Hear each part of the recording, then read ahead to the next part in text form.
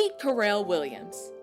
She was born and raised in Houston, Texas, and received her Bachelor of Arts in Psychology and her Master's of Education in Counselor Education at the University of St. Thomas. She began writing Before You Were Here as a poem dedicated to her angel Khyrie and decided to turn it into a book. Carell shares her experience of the premature and devastating loss of her daughter as she takes us on an emotional journey of misery and remorse. Determined to keep Khyrie's memory alive, she penned this tribute to encourage and uplift mothers who have experienced child loss. What was the purpose of writing your poem? The title of the poem is Before You Were Here. And the purpose of that poem was I wanted her to know all of the thoughts, the concerns, the things I did for her while she was in the womb. It was my way of connecting with her before she actually made it into the real world. And like, mommy changed her lifestyle for you. I had to take my multivitamins. I had to eat right. I sung to you. I let you listen to classical music. I read to you. I talked to you so much in the womb. And that's just how I felt like I knew you were there. I knew you were mine. And I wanted us to build that relationship before you came to be in existence in the world. And I started it day by day. Like every day I added a piece to the poem, anything that changed. Like before you were here, I prayed for you. Before you were here, I changed my lifestyle. I started to watch certain things that I normally wouldn't watch. I wanted a more positive outlook on my life for you. And I wanted that poem to be something I read to you every night once you made it into the world. So the purpose of me turning the poem into a book was to keep Khyrie's memory alive. When I lost Khyrie, I lost a part of me.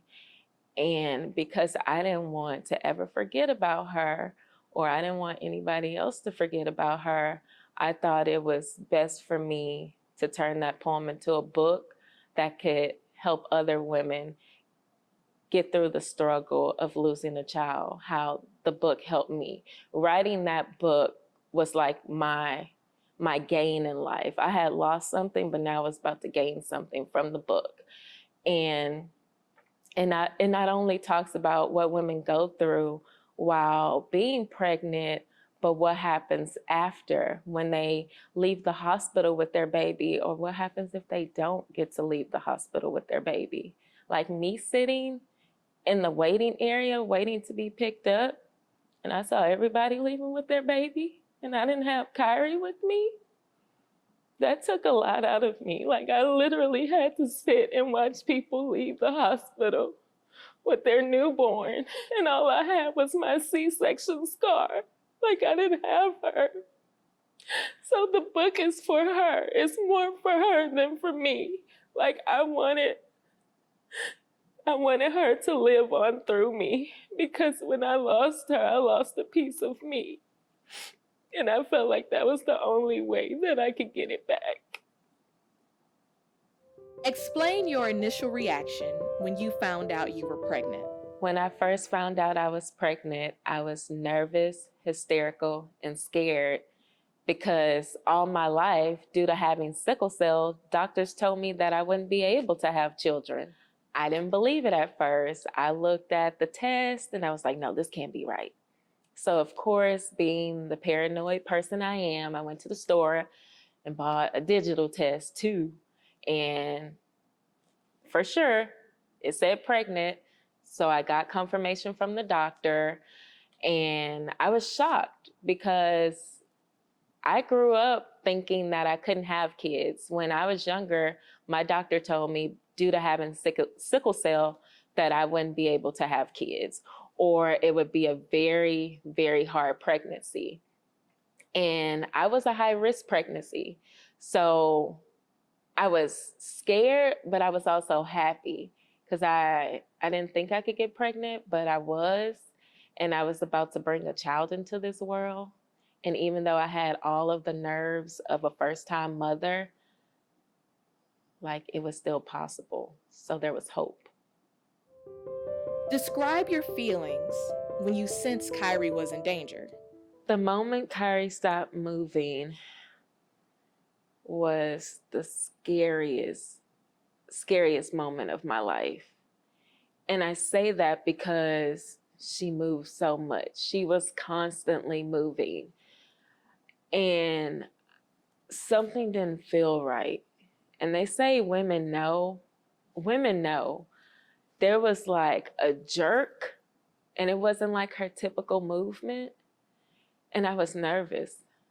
And I ate something sweet to kind of get the sugar in her to see if she would move, but nothing.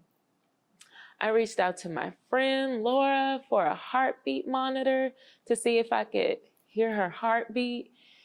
And I was like, something's not right. Something's not right. I don't know what to do. I thought for a moment that I heard the heartbeat, but she still wasn't moving. And when I tell you Khyrie moved so much, she kicked, I felt like she was just swimming. And I called my doctor and I told my doctor, I said, I haven't felt her move for a while. And they said, come straight to the hospital.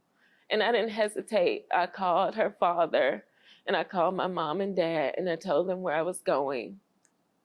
And I get there and they hooked me up to the ultrasound. And they tell me there's no heartbeat. And I didn't know what to do. Like, I was like, is there anything you can do? And they were just like, no, there's no heartbeat. She's gone. What do you mean she's gone? She's gone. My baby was gone. After you experienced the stillbirth, how did you process that loss? After they told me that my baby was already gone and she didn't have a heartbeat and I wouldn't get to hear her cry or laugh for the first time, I was speechless. I think I went directly into depression. And what didn't help is that my deceased baby had to sit in me because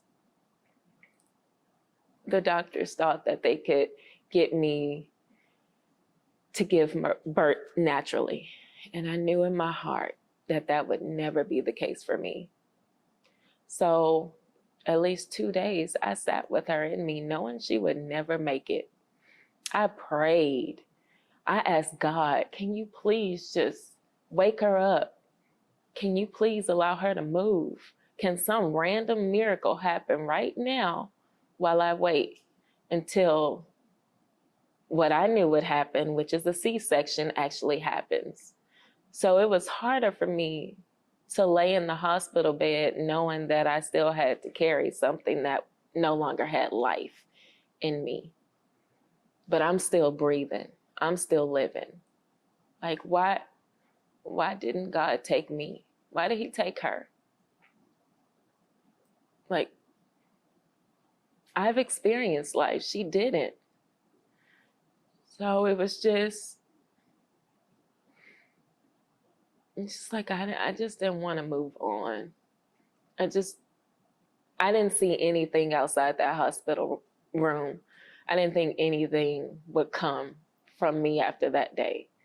I just felt like I was in a dark room and I was alone and I was isolated. And the one person that could love me unconditionally through all my flaws and all my faults was gone. My love for her, her love for me, it was gone. Why was it important to share your story? The reason I wrote Before You Were Here is because I wanted to have a voice for women who've experienced child loss. I feel like it's a situation that many women go through, but we just don't talk about it. I didn't realize how many women it affected until I was part of it. I told my story, I lived through it, and then I realized people in my family had experienced a miscarriage, or people I work with, and like I made so many beautiful connections with women because we had similar stories. What do you hope mothers gain from reading your book? My purpose for Before You Were Here is because I want to deliver the message that telling your story about your child loss is important. It doesn't matter when it happened, the timing, don't ever downplay your loss because your voice matters. And so many women experience child loss, and it's time for us to talk about it. It's time for us to stop being silent about something that affects so many women in the world, all kinds of women.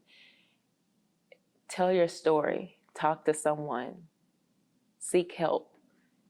It helps you in the healing process.